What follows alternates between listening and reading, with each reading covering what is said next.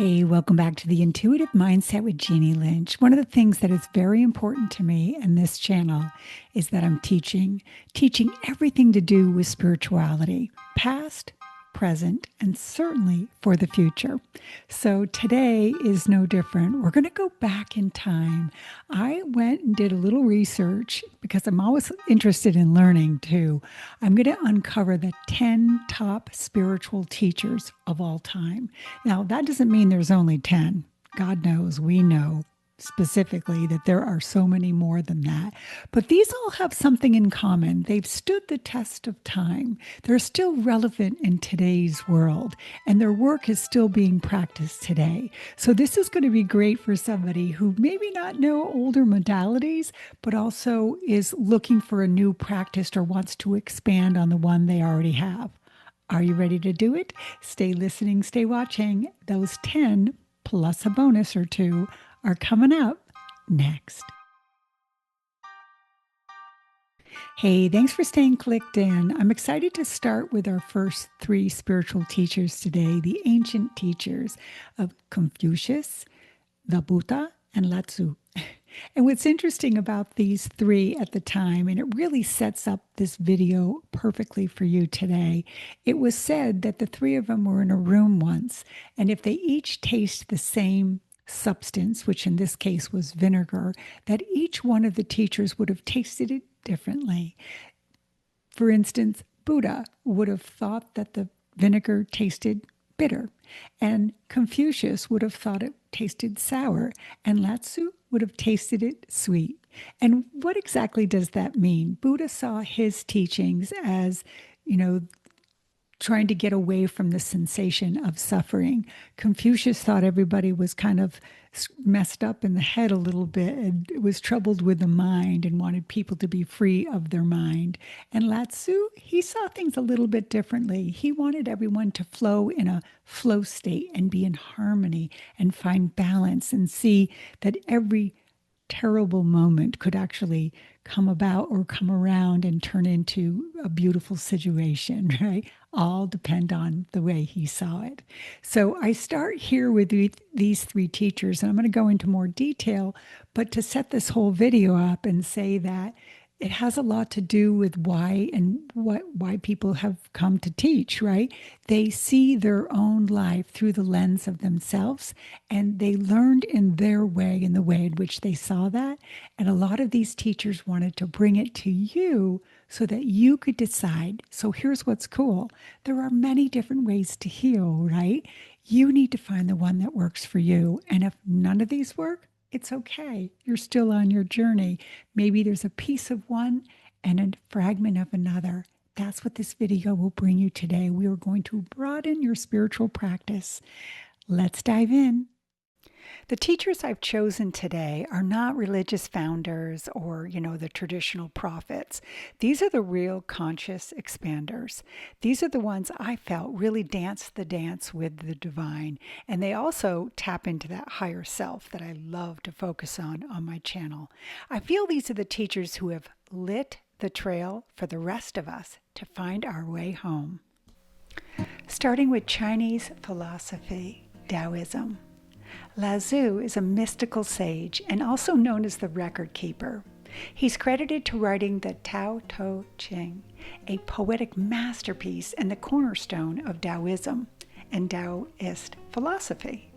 As this leading figure of the spiritual practice, this dates back 2,000 years ago.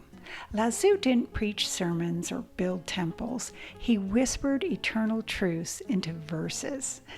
Tao means the way, and this refers to the natural flow that exists within the universe.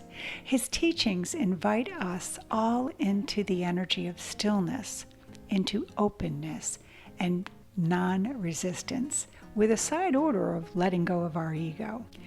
Taoism is the modern way of pronouncing the same Chinese philosophy of Taoism. Taoism is absolutely still practiced today with practices such as Tai Chi and Qigong and any type of natural-based mindfulness and meditation. If you'd like to learn more about the different translations, you can visit Taoism.net and receive daily verses I'll leave that link in the show notes and description. A famous quote from this teacher: "When I let go of what I am, I become what I might be." Our next beautiful teacher is Confucius. Confucius is a great moral philosopher from China. He focused not necessarily on the heavens, but how we live with one another. His teachings stressed compassion, duty, integrity, and certainly respect for each other, especially when it came to family and society. He taught that harmony in the world starts with self-cultivation, and he did this by rituals, acts of kindness, and moral development. These were his spiritual practice. While Confucianism is sometimes seen as a system of rules, its heart is deeply rooted in spiritual practices. It's all about becoming a noble person first. Confucian values still influence much of East Asia. The institutions like the Confucius Institute and platforms like Coursera offer teachings rooted in his ethics. The best saying here is, it doesn't matter how slow you go as long as you don't stop. Next up, we have one of my favorites, the Buddha, Satara Gautaman. Born a prince, Satara gave up his wealth and his family to seek the end of suffering for all of us. After years of meditation under a Bodhi tree, he is now the awakened one, the Buddha. He taught us that suffering is all part of life, but it is the cause, and more importantly, it has a solution. He does this through his principles known as the Four Noble Truths and the Eightfold Path. The Buddha offered a precise psychological roadmap to liberation. Some see the Buddhist teachings as a religion. I actually feel it's more a philosophy or a religion of the mind.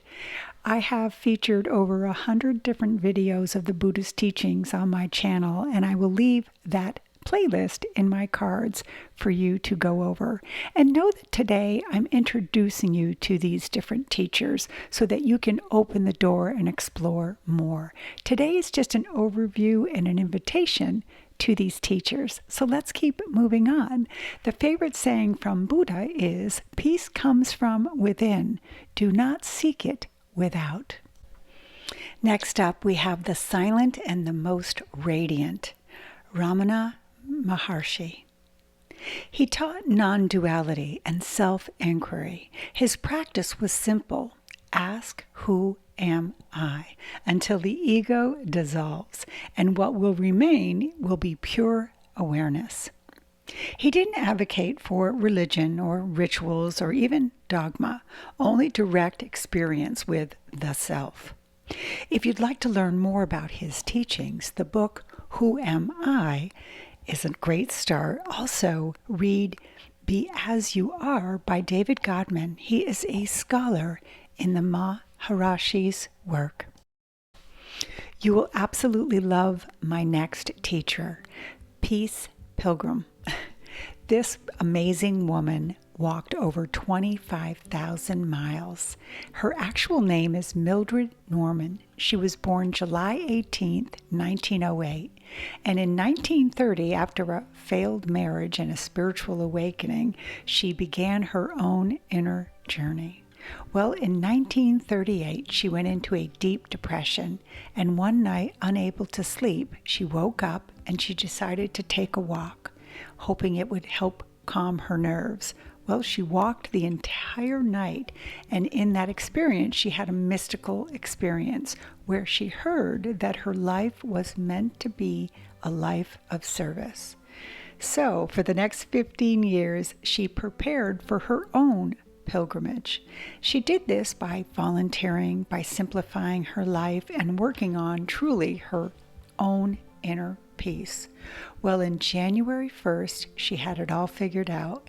In 1953, she set out in front of the Rose Bowl parade. She walked for the next 28 years, and she did this through the U.S. and Canada, where she adopted and received the name the Peace Pilgrim.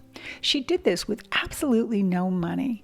She relied truly on the kindness of others, and you guessed it, she only spoke of one thing: peace.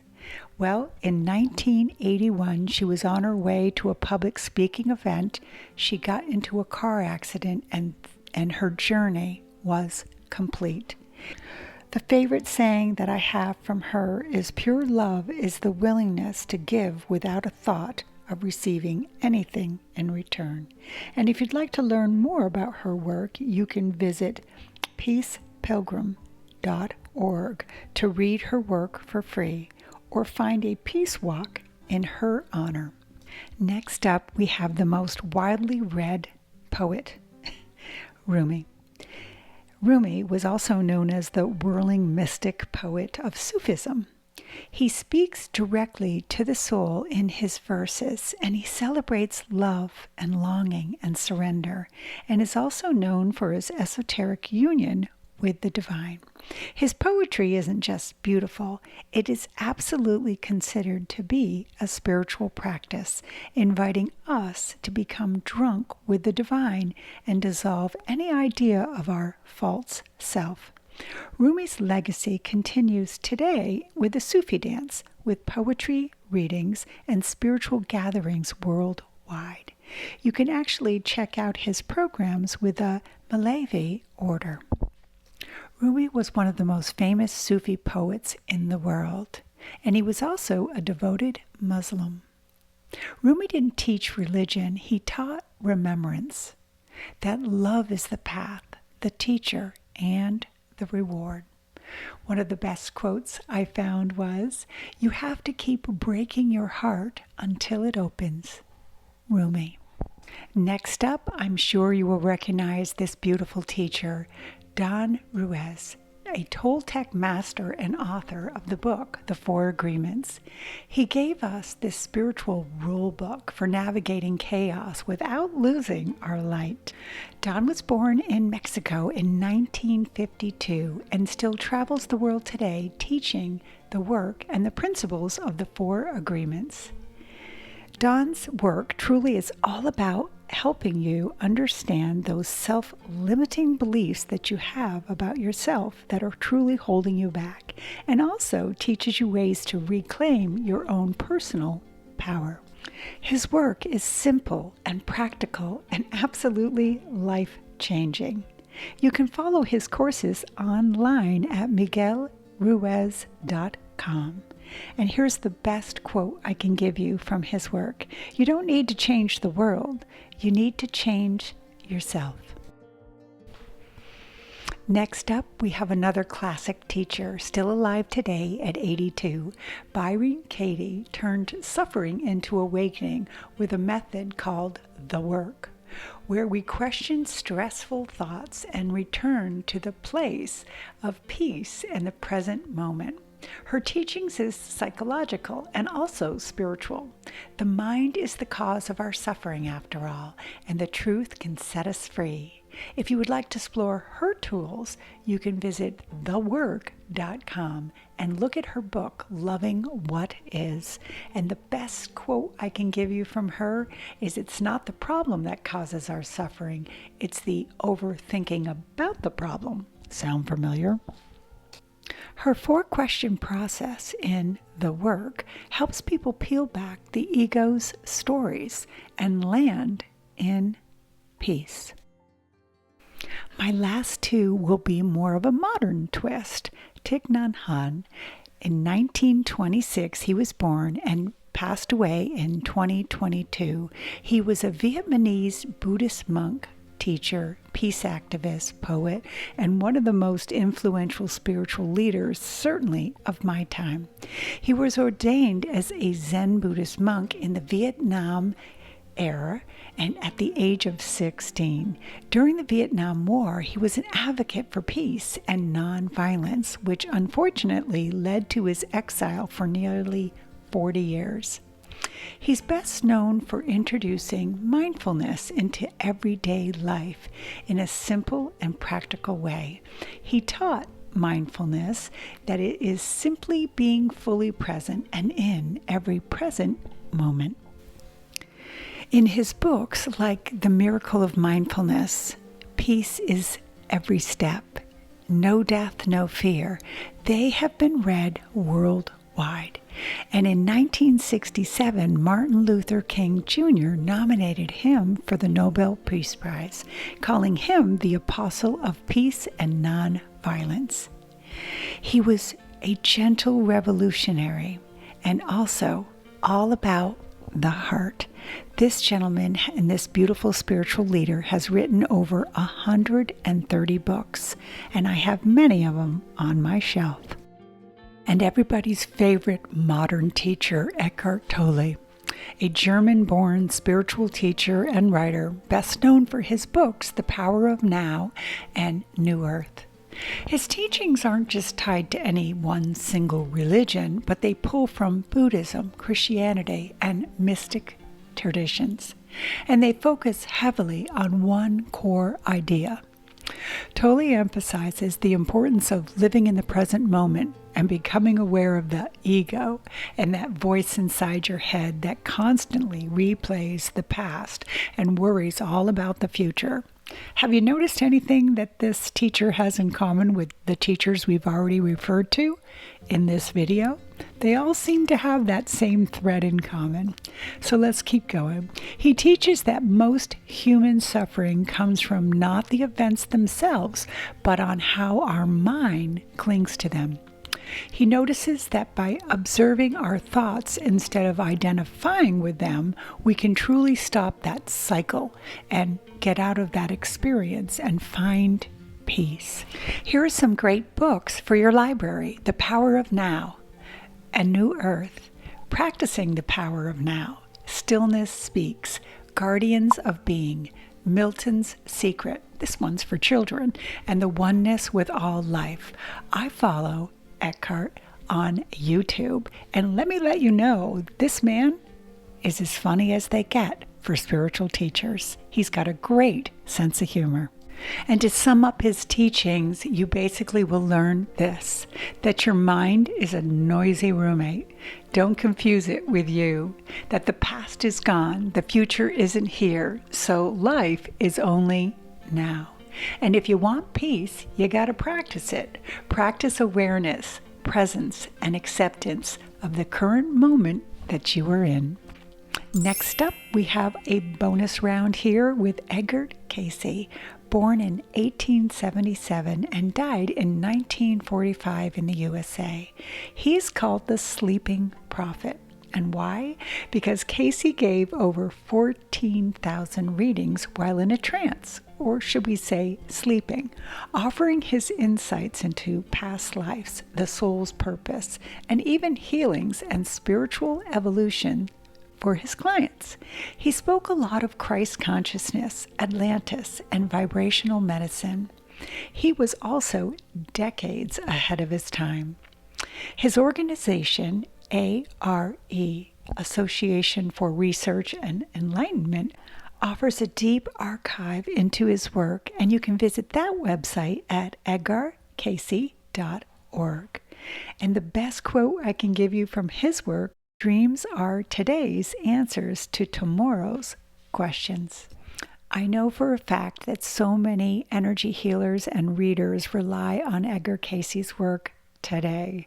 This trance medium, medical intuitive, past life pioneer truly helped us establish a lot of the learning that takes place when we're doing this work. He truly had the ability to tap into that universal database you've heard me talk about so often on my channel, the Akashic Records. This is the same man who coined the phrase, the library of our souls, and certainly that work. If you're someone who's interested in understanding energy or doing readings, this is absolutely the author and the teacher that you would want to research. There you have it. I'm curious, which one of these spiritual rock stars speaks to your soul? Did I miss your favorite? Hey, drop their name in the comments below, and let's keep this consciousness party going. I appreciate your time today. I will absolutely see ya next video. Bye now.